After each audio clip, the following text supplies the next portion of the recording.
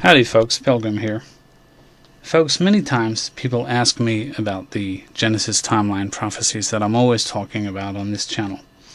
I do have those original videos in their own playlist on this channel, and I encourage you strongly to look at them. With a promise, as good as a promise as I can give, that they will fundamentally change your view of Scripture forever. And that's a guarantee. But if you don't want it changed, don't look at them. But if you do, you'll learn a lot, and your understanding and appreciation for Scripture will deepen massively. Sometimes it helps to go back to the beginning of things, and I know the Genesis timeline started 6,000 years ago. It started with the creation of the earth, the sun, the moon, and the stars. But in the last days generation, when I talk about it, it starts with the re-establishment of Israel for the first time in human history since the destruction of the Second Temple. That took place in 1948 of the 20th century. Now, that begins the last days generation. We know that. We don't know the day or the hour that Christ returns, but it's from that point onwards. But for me, in the early days, I always talk about, this Genesis timeline, and for me knowledge of it started in around 2008. In 2007, I sent out highly alarmed emails to everyone that I knew saying, look, if what I'm seeing is correct, big things are going to happen in 2008. Some really big things. And those things did happen. A lot of things happened in 2008.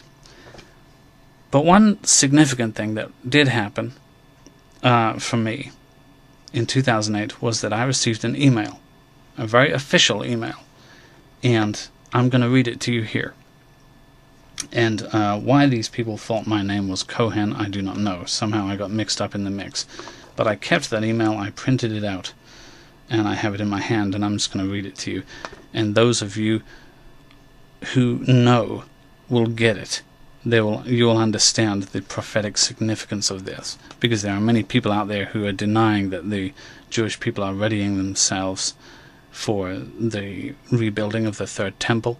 They deny that the Jews are readying themselves for the coming of Messiah, and so on. So here's the email. I'm just going to read it, okay?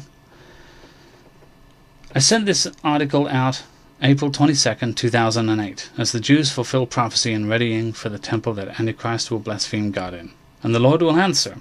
This concerns the Kohen of Israel, all those whose surname is Cohen, C-O-H-E-N. The time of the end is now. In Jesus, Ray. That was me. Here's the email.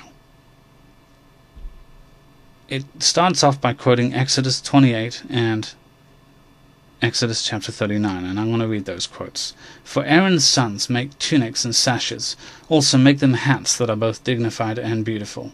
Place these vestments on Aaron and his sons, then anoint them, and install them, sanctifying them to be priests to me. Also make linen pants to cover their nakedness, reaching from their waists to their thighs. All these vestments must be worn by Aaron and his sons whenever they enter the communion tent or offer sacrifice on the altar, performing the divine service in the sanctuary. Otherwise they will have committed a sin, and they will die.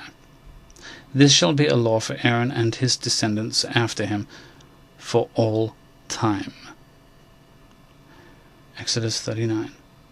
They made the tunics for Aaron and his sons by weaving them out of fine linen. They made the linen turban, the fine linen hats, and the linen pants, all out of twined linen. They made the belt, embroidered out of twined linen, and sky blue, dark red, and crimson wool. The Temple Institute is pleased to announce that production of 120 sets of linen garments for lay priests is presently underway. For the first time in 1,938 years, the linen garments of the lay priests are being produced in preparation for the rebuilding of the Holy Temple and the renewal of the divine service. Now remember where this email comes from, and they just said that. are being produced in preparation for the rebuilding of the Holy Temple and the renewal of the divine service. The last priestly garments to have been worn were those worn by the priests who were martyred by the Roman legions, who brutally invaded and destroyed the Holy Temple on the 9th day of the month of Av in the year 70 CE.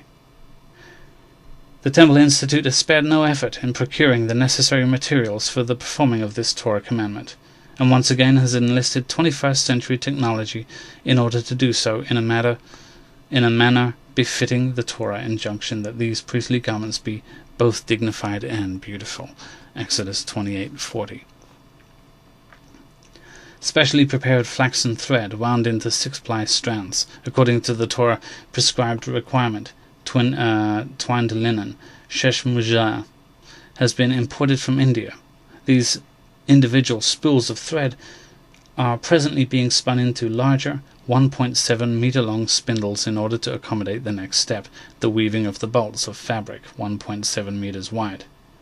Before commencing this process, known in Hebrew as hashtayah, of creating the 1.7-meter spindles, Rabbi Yisrael Ariel, founder of the Temple Institute, made the traditional Shechecheyanu blessing, expressing gratitude for God for keeping us alive and preserving us and permitting us to behold this day.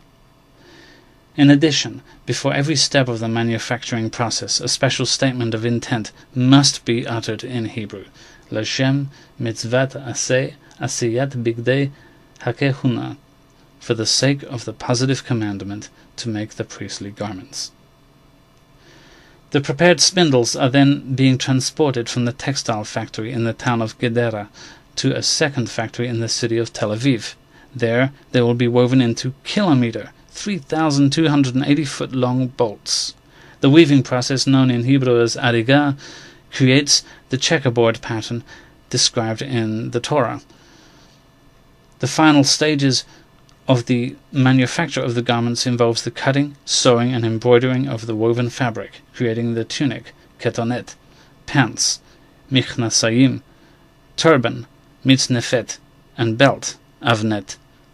The turban, mitznefet, is 8 meters, 26 feet in length, and is wrapped around the priest's head.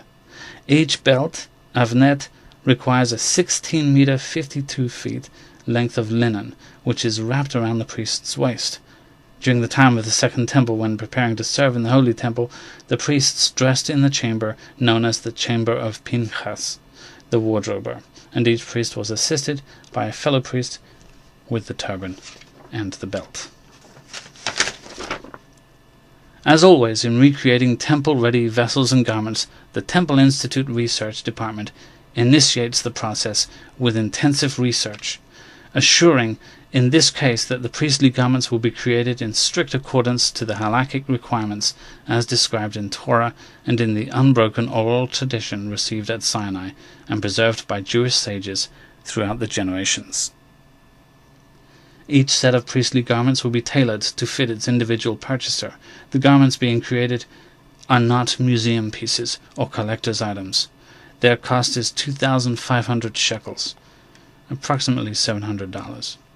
They will be sold only to true descendants of the high priest Aaron, or Aharon, who aspire to be fully prepared for the day when they can once again perform the divine service in the Holy Temple. May we merit to rebuild it soon.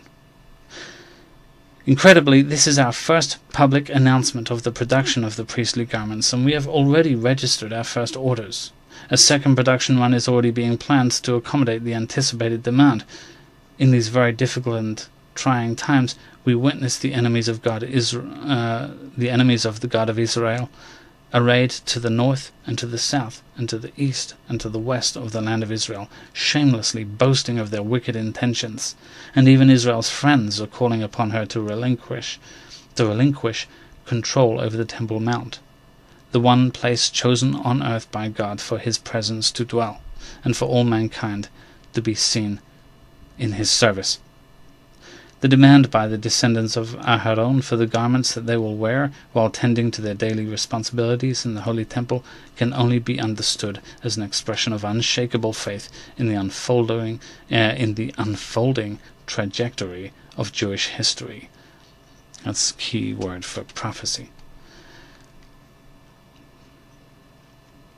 The demand by the descendants of Aaron for the garments that they will wear while tending to their daily responsibilities in the Holy Temple can only be understood as an expression of unshakable faith in the unfolding trajectory of Jewish history and in God's promise for all mankind. Isaiah 56 verse 7, "And my house shall be called a house of prayer for all nations." If you are a Kohen and would like to reserve a set of Bigdei Kahuna, please contact us. Click here to learn more about the sacred garments of the high priest and lay priests. Doug Woodrome. There are some very, prestigious Jewish people listed in the to address there that this was sent to, and how my name got in there I don't know, but I was very happy to receive it in 2008, because for those of you who are watching the Times, this answers a lot of questions. A lot of Christians in the West are using all kinds of lines of reasoning to randomize or generalize those who believe in prophecy and just say, oh, you people have always been saying these things. But who says that to the Jewish people? Who knows the scriptures better than those rabbis who study them daily there, in those secret rooms under and around the walls of the Western Wall in Israel, on a deep level that's not known about by a lot of the people who go visit there, including the studies of gematria and numerous other things. There's 5 main forms of study which are all employed there. Gematria, I believe, is just one of them. If ever you lose faith or begin to waver or think, is life going to carry on always like this? Don't. Hear what I've just read to you. The Jewish people, they know their Lord and Master is coming. A lot of them don't know his name, but they are readying themselves. They know the time is near, and you've just heard it from black and white, that they are preparing to rebuild his temple. And they know that when that temple is here, the Messiah, the true Messiah, not the Antichrist, the true Messiah will take his seat in Jerusalem not long afterwards. If many Western Christians are not ready, you can be assured, rest your bottom dollar on it, rest assured that the Jewish people know he's coming. Now they may be fooled at first by the impostor, but they know the time. God bless you.